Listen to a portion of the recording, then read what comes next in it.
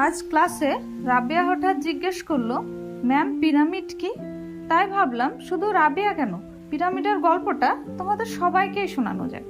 তো চলো প্রথমে জেনে নেওয়া যাক পিরামিড আসলে কি। প্রাচীন মিশরে যারা শাসন করতেন তাদের বলা হতো ফেরাও। পিরামিড মূলত তৈরি করা হতো এই ফেরাওদের সমাধি বা কবর দেওয়ার জন্য। নীল নদের তীরে 3টি বড় বড় পিরামিড গড়ে উঠেছিল। এছাড়াও 118টি পিরামিড ছিল যেগুলি বর্তমানে প্রায় ধ্বংসের মুখে। এই 3টি বড় পিরামিডের মধ্যে সবচেয়ে বড় পিরামিডটির নাম হলো the great pyramid of Giza. এটির উচ্চতা 147 মিটার এবং ওজন 60 লক্ষ টন। এই পিরামিডটি তৈরি হয়েছিল 4500 খ্রিস্টপূর্বাব্দে। এটি তৈরি করেন ফেরাও খুফু। এছাড়াও দ্বিতীয় বৃহত্তম পিরামিডটির নাম দ্য পিরামিড অফ খাফরে।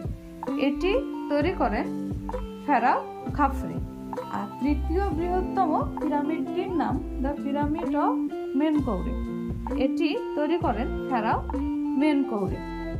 এবার ভাবলে অবাক হতে হয় যে এত বছর আগে, বলতে গেলে এত হাজার বছর আগে, যখন কোনো উন্নত যন্ত্রপাতি ছিল না, তখন মিশরীয়রা কিভাবে এত বিশাল বিশাল পাথর দিয়ে এত সুন্দর পিরামিড তৈরি করলেন।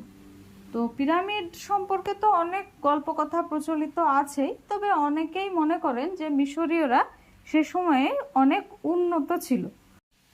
এবার তোমরা হয়তো বলবে, এত ঝামেলা করে পিরামিড তৈরি করার কি দরকার ছিল, এমনিই তো সমাধি দেওয়া যেত। আসলে মিশরীয়রা বিশ্বাস করত যে মৃত্যুর পরেও মানুষের একটা জীবন থাকে।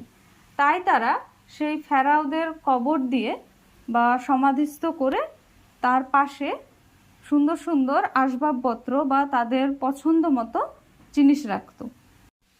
তো আজকে আপাতত এটুকুই। আমি আশা করব তোমরা ভবিষ্যতে পিরামিড সম্পর্কে আরও পড়াশোনা করবে এবং আরও বেশি বেশি জানবে।